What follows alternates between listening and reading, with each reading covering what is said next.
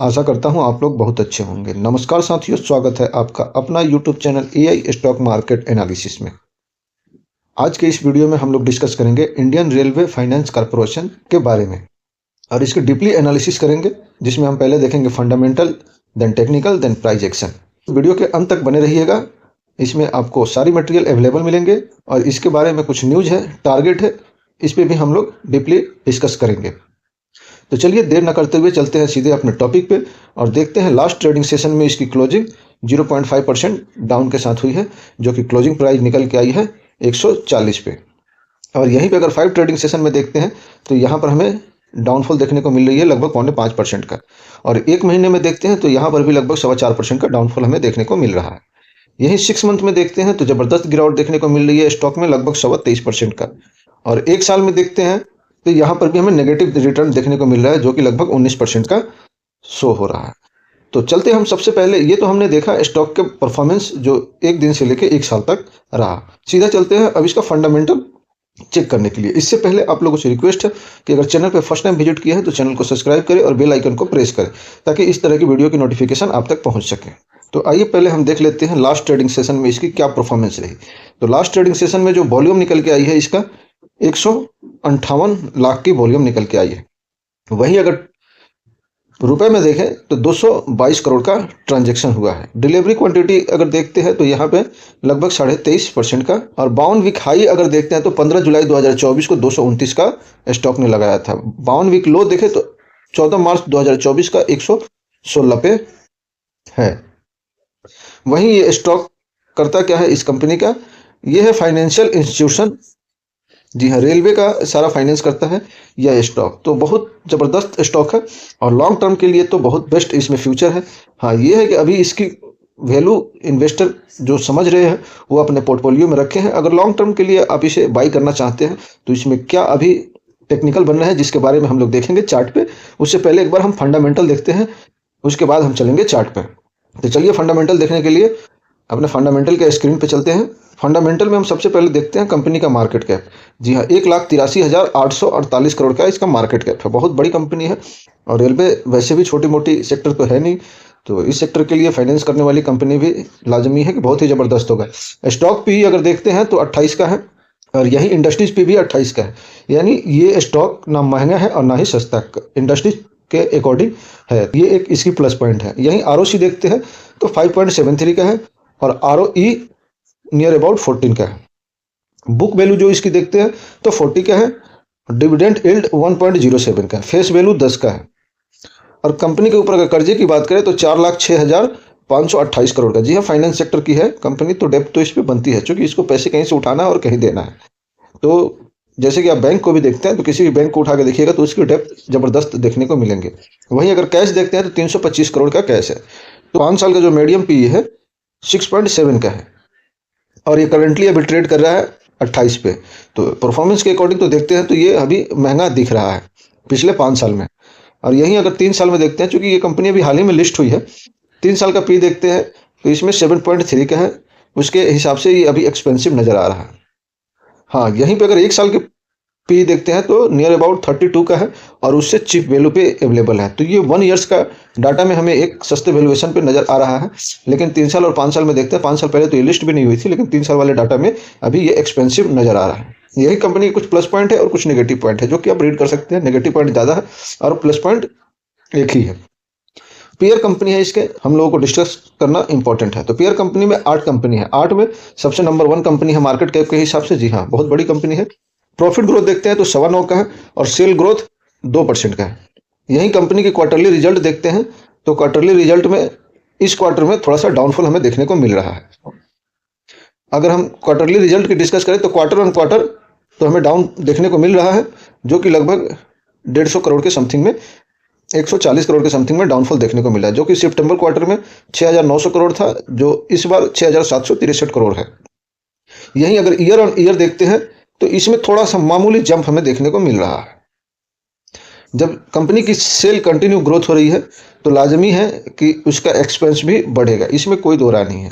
तो एक्सपेंस बढ़ा है। अभी क्वार्टर ऑन क्वार्टर तो सेल कंपनी की डाउन हुई है, लेकिन एक्सपेंस 1 करोड़ बढ़ा हुआ है। ईयर ऑन ईयर कंपेयर करें तो ईयर ऑन ईयर कंपनी की सेल भी बढ़ी है, तो लगभग 4 करोड़ एक्सपेंस भी बढ़ा है। तो ईयर ऑन ईयर तो मैटर नहीं रखता, लेकिन हाँ अगर कोई स्टाफ है या कुछ भी है तो उसका तो एक्सपेंस कंपनी को झेलना ही पड़ेगा। तो इसलिए मामूली बढ़त है एक्सपेंस में और सेल थोड़ा सा डाउन हुआ है। ये तो एक नेगेटिव पॉइंट है एक्सपेंस के मैटर में। और यहीं आप कंपनी की प्रॉफिट देखते हैं तो प्रॉफिट भले ही कंपनी की सेल डाउन हुआ हो, लेकिन प्रॉफिट में कहीं भी डाउनफॉल हमें देखने को नहीं मिल रही है।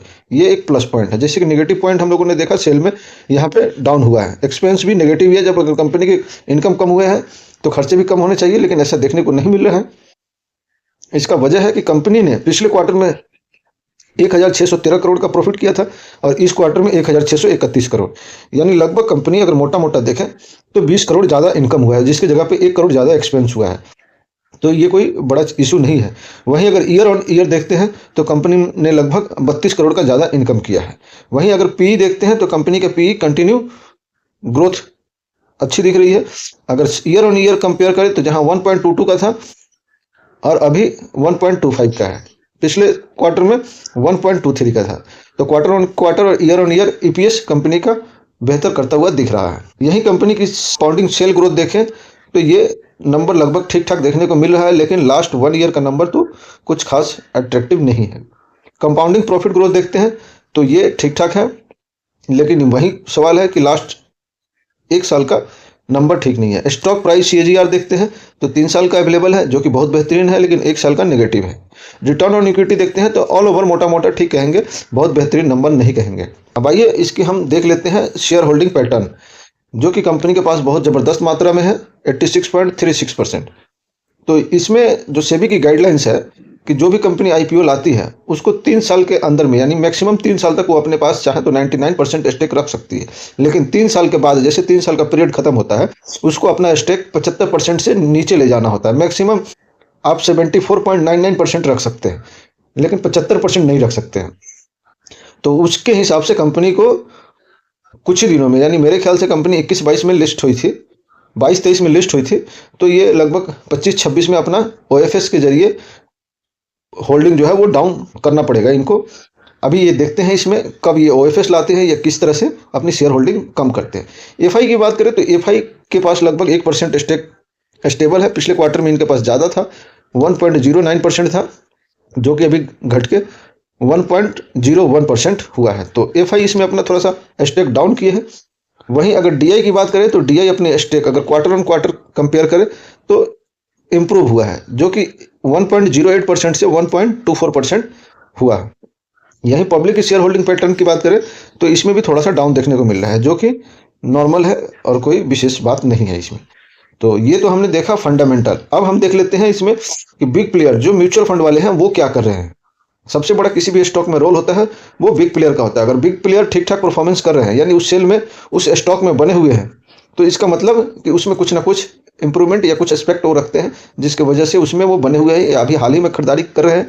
तो कुछ ना कुछ प्लस पॉइंट है या उनके पास कुछ ऐसी इन्फॉर्मेशन है कि इस स्टॉक में अच्छा मूव आने वाला है, तो अपनी पोजीशन बनाते हैं। अगर उसको हम भी फॉलो करें तो हमें भी कुछ ठीक ठाक रिटर्न मिल सकता है। तो चलिए हम देख लेते हैं पहले म्यूचुअल फंड क्या कर रहे हैं इस स्टॉक में। तो साथियों, जैसा कि म्यूचुअल फंड का डाटा हमें देखने को मिल रहा है, जुलाई 2024 में म्यूचुअल फंड की तरफ से जबरदस्त सेलिंग देखने को मिला था, जिसके बाद ये स्टॉक डाउन भी हुआ था। अगस्त में हल्की सेलिंग हुई थी, सितंबर में और थोड़ा डाउन हुआ था, लेकिन हाँ वहीं पे जब स्टॉक साइडवेज हुआ उसके बाद अक्टूबर में म्यूचुअल फंड वालों की तरफ से खरीदारी शुरू हुई, जो कि हल्की क्वांटिटी है, और नवंबर में भी, लेकिन दिसंबर में जबरदस्त बाइंग म्यूचुअल फंड की तरफ से देखने को मिल रहा है। एक किसी भी स्टॉक के लिए गुड न्यूज है और अच्छी बात है कि म्यूचुअल फंड वाले अगर बाइंग कर रहे हैं तो उस स्टॉक के लिए पॉजिटिव माना जाता है। वहीं जो सबसे बड़ा सेलर दिसंबर मंथ का वो एचडीएफसी है। एचडीएफसी ने सेलिंग किया है 30,63,225 सिक्योरिटी का, जो कि बनता है 0.02%। वहीं जो सबसे बड़ा दिसंबर मंथ में बायर है वो आईसीआईसी है। जो सबसे बड़ा बायर है वो आईसीआईसी है, जो कि 34,87,309 इक्विटी की बाइंग किया है, जो कि बनता है 0.03%। तो यानी सेलिंग हुआ है 0.02% और बाइंग हुआ है 0.03%। तो बाइंग का फिगर ज़्यादा है, जिसकी वजह से हमें ये एक अच्छा खासा ग्रीन कलर का देखने को मिल रहा है।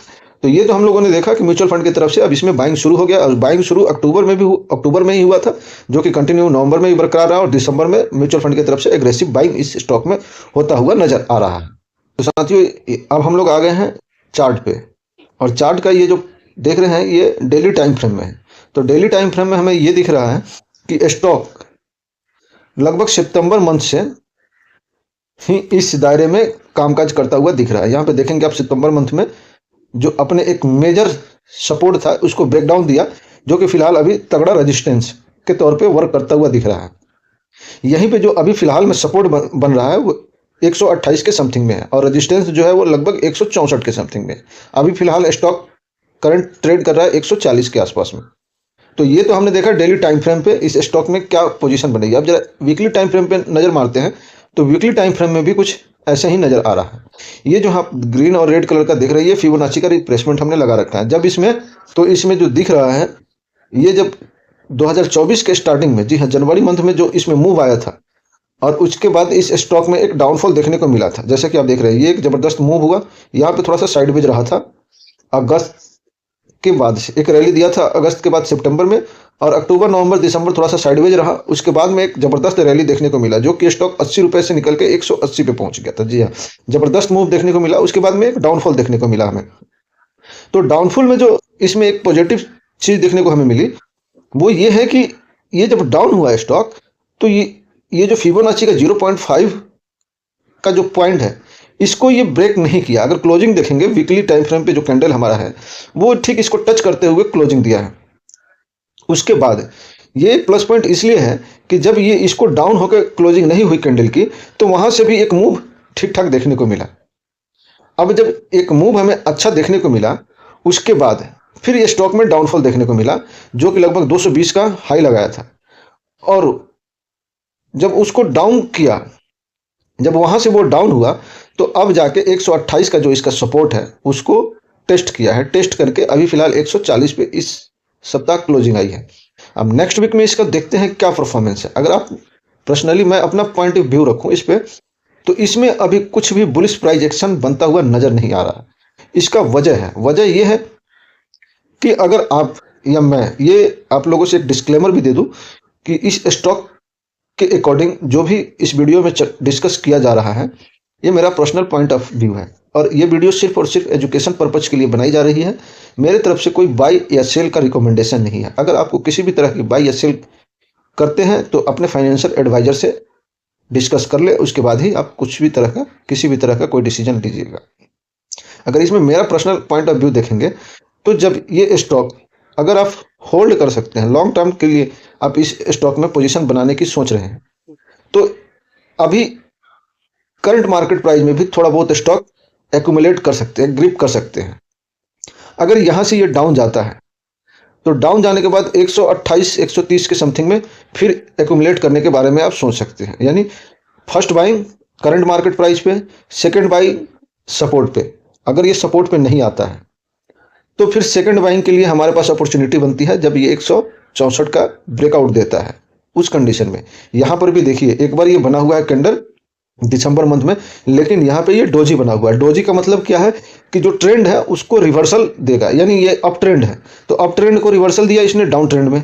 अब नीचे अगर बनेगा यहाँ सपोर्ट पे डोजी तो फिर इसका संकेत बनेगा अप ट्रेंड का। तो ये चीजें हमें समझनी होती है कि प्राइस एक्शन बनता कैसे है और प्राइस एक्शन होता क्या है।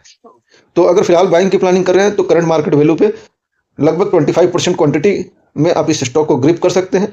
देन सेकंड पॉइंट होगा कि या तो अपने रेजिस्टेंस को ब्रेकआउट दे या अपने सपोर्ट पे आए तो सब सेकंड बाइंग हो सकता है। तो यानी 25% तो हमने बाइंग यहाँ कर लिया करंट मार्केट प्राइस पे, 25% 128 पे अगर ये अपने सपोर्ट पे आता है। अगर नहीं सपोर्ट पे आता है, रेजिस्टेंस को ब्रेक करता है तो फिर यहाँ 25 से 30% बाइंग कर सकते हैं। देन सेकंड जो मेजर रेजिस्टेंस है इसका वो 200 का है, यहाँ पर हम फिर 25% ग्रिप करेंगे। तो यानी हमारे पास लगभग 75 से 80% हमारा जो इन्वेस्टमेंट होगा, जो भी प्लानिंग होगा उसकी हो जाएगी। देन हम आगे की मूव के लिए रेडी रहेंगे और जो अपना जो बाउंड वीक हाई है इसको ब्रेकआउट करने के बाद जो भी अपना 10-20% इन्वेस्टमेंट करना चाहे वो कर सकते हैं। क्योंकि अभी मार्केट का जो सेंटीमेंट है वो न्यूट्रल है, क्योंकि हमारे पास मेजर इवेंट है 1 फरवरी के बाद इस स्टॉक में कुछ अच्छे मूव देखने को मिलेंगे, ऐसा बजट में एक्सपेक्ट किया जा रहा है। क्योंकि रेलवे सेक्टर के लिए और डिफेंस के लिए बजट में कुछ ना कुछ अच्छा तो जरूर होना ही है, इसमें कोई दो राय नहीं है। तो इसलिए हमारी तरफ से ये एडवाइज रहेगी या मेरा पर्सनल पॉइंट ऑफ व्यू है कि थोड़ा सा यहाँ पे एक्यूमुलेट कर लिया जाए और इसके बाद ये डाउन तो जाने की उम्मीद कम ही है। अगर ये ब्रेक रेजिस्टेंस को ब्रेक करता है तो फिर यहाँ पे एक्यूमुलेट करने के लिए हमारे पास एक अपॉर्चुनिटी रहेगी, क्योंकि इसमें प्राइस एक्शन तो तभी बनेगा जब ये अपने रेजिस्टेंस को ब्रेक करेगा। तो ये तो देखा हमने टेक्निकल चार्ट पे, और अब हम आगे देख लेते हैं इसमें इसके बारे में न्यूज क्या है और टारगेट क्या है। तो साथियों, जैसे कि आप देख पा रहे हैं कि 2025 का इसका टारगेट जो है वो मिनिमम 184 का है और मैक्सिमम 370 का है। और ये तो हमने 2025 की बात किया, और ये 2026 का आप देख सकते हैं कि लगभग 300 का और यहाँ पे लगभग 450 का। तो इस तरह का, और ये फ्यूचर ग्रोथ है और इस स्टॉक में है, इसमें कोई दो राय नहीं है। 2027 का देखिए आप कि लगभग इसका मिनिमम जो है वो 374 का है और मैक्सिमम 586 का है। तो इस स्टॉक में फ्यूचर है, चूंकि रेलवे का एक लौता ये स्टॉक है जो कि फाइनेंस करता है। 28 का देख लीजिए, मिनिमम 450 का और मैक्सिमम लगभग 650 का है। तो फ्यूचर है इस स्टॉक में। अगर आप लॉन्ग टाइम के लिए होल्ड कर सकते हैं और इस स्टॉक में पोजीशन बनाना चाहते हैं तो अभी एक अपॉर्चुनिटी है और बेस्ट ऑप्शन है आपके पास इस स्टॉक को ग्रिप करने के लिए। तो अगर यदि आप लोगों को हमारा कंटेंट अच्छा लग रहा हो तो कृपया चैनल को सब्सक्राइब करें, बेल आइकन को प्रेस करें। आज के वीडियो को यहीं पे वाइंड अप करते हैं, मिलते हैं अगले वीडियो में। तब तक अपना ख्याल रखिएगा। जय हिंद, वंदे मातरम, भारत माता की जय।